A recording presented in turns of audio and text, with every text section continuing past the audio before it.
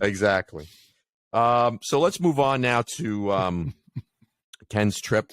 Ken just returned from Saratoga Springs for I believe it was 4-night stay at Saratoga Springs. Let's say Thursday, Friday. Oh, 5 nights. 5 nights. Okay, I'm sorry. Yeah, it was a long one. So you had a little bit of a longer vacation this time around, and we had kind of talked about this before you left, and some of the things you were looking forward to.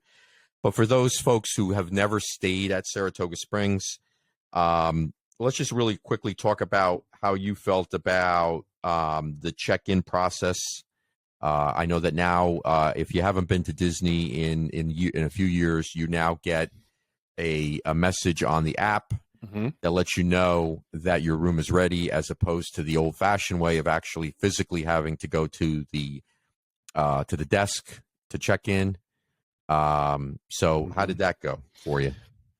Well, we still did it the old-fashioned way because we had a one-bedroom preferred, which means I would either be located in the Springs, which I never stayed in before, or Congress Park. So I wanted to check in because I tried to see if I can get a little pixie dust and go from a one-bedroom preferred to a two-bedroom standard, because I was bringing my daughter and her boyfriend. So I went in the old style and I explained it. I said it's his first time. It'd really be nice. It's his first time at Disney since he was a little kid. He barely remembers it, yada, yada, yada, yada. And it just did not seem to compute. It just was not computing. And one thing I don't like, and I was told by a cast member that even though Saratoga just got refurbed, they already shrunk down how many front desks that you can go up to now. Because if you notice when you're going there, they have the tablet and like they kind of stalk you. So as soon as they see you coming up, they kind of shift out from behind the desk. And I don't like it at all.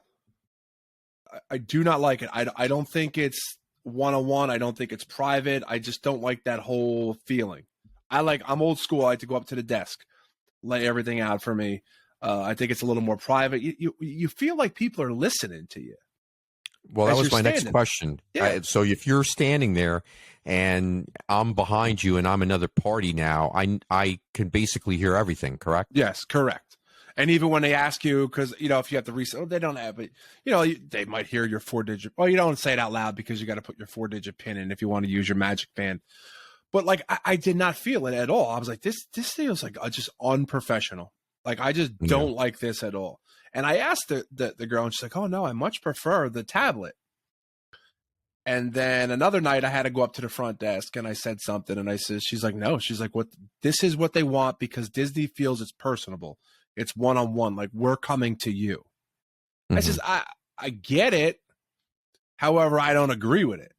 Like, I want to come up to your desk. You have the computer screens up. You could pull up my information and not on a little iPad tablet.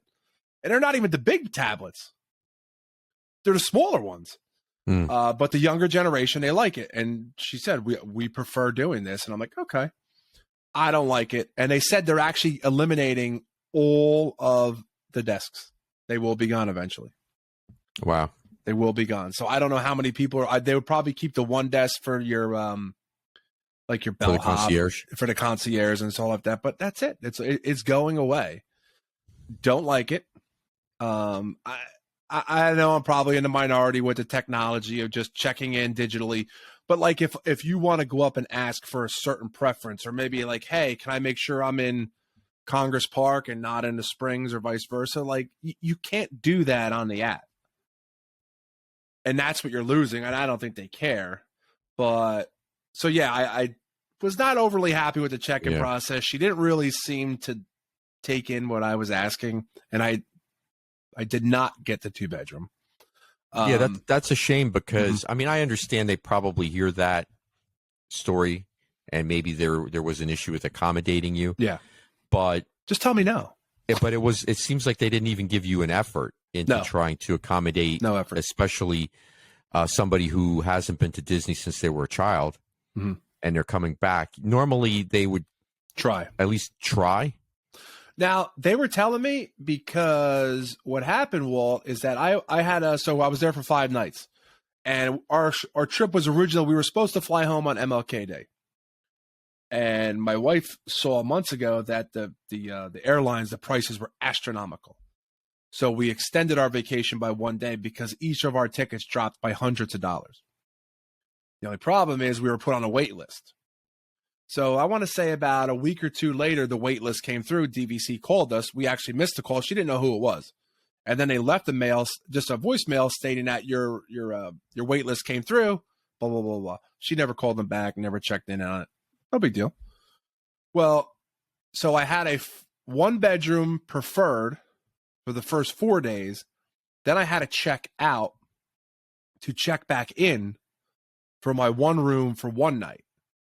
Turns out I went from a 1-bedroom to a studio for the last night.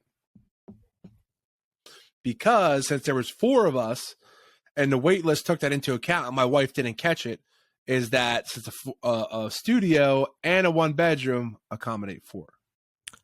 I have to warn you. Do you have a pillow? Because you're going to probably be sleeping in the basement tonight. I'm in the basement now, and I'll probably be in the basement. Yeah, but it was so funny because you're just there's too much. You're trashing your wife a little too much there. She's not going to enjoy that. Be honest, it was all. And I'm not saying this because I want to be out of the doghouse. It wasn't her fault. Because I wouldn't have done it either. I would have heard the voicemail saying like, "Hey, your thing came through," and I would have been like, "Hey, great! I don't have to worry about making alternate plans." You can always stay over my house if you need to. Good. See, yeah, you're not that far. Well, I might be coming over there. Well, it won't be tonight because we're taping, and I don't think she heard me. So yeah, it won't be until the weekend when this drops. Until the weekend, yeah. But I will say, both rooms. Forget I don't like that check-in, so just check that off the list. That no, I do not like it. Both rooms, excellent, clean. Yeah, That's 1-bedroom was preferred, and I could check off everything now at Saratoga Springs, excluding the tree houses because they put us in the Springs. Okay, I was directly across. Now, granted, the main pool is down for refurbishment right now, which I have some video and I'll put that up there. It's full refurb. They're jackhammering the concrete within the pool and everything. But yeah, the rooms were clean, both of them. The only damage I saw in our 1-bedroom was underneath the TV. They have the it's built into the wall, your dresser, and there's three pull-outs, and then in the middle, it's kind of like long square, and you could put some stuff. The handle was real loose. The hole got real big on it. That was it. That was the only thing that I could find. I even did the dusting up on top of the pictures. Nothing. Clean. Passed the test. That's and good. You could even, when you got in, you could smell it was clean. And I love that. That's OCD. So it's a noticeable, it's a noticeable difference from your stay at the boardwalk previously. Yep. Okay. Very clean, spot on. I can't knock either room. I actually like the view of the studio the best the last night, and you and I were talking. When you walked out on the balcony, you could literally see, like the turret that says Saratoga Springs and where the High Rock pool is. So that was cool. I liked that. The last night, the sun was setting, and I heard, which I never knew they did. I heard it in the background, but I never put it together that every hour on the hour they start playing the horns. Yep. And I sent the video to Walter. I was like, they're really going. He's like, yeah, they play that every hour. And for me, who loves it, I never put it together. So that was cool. Great view. And it was that low.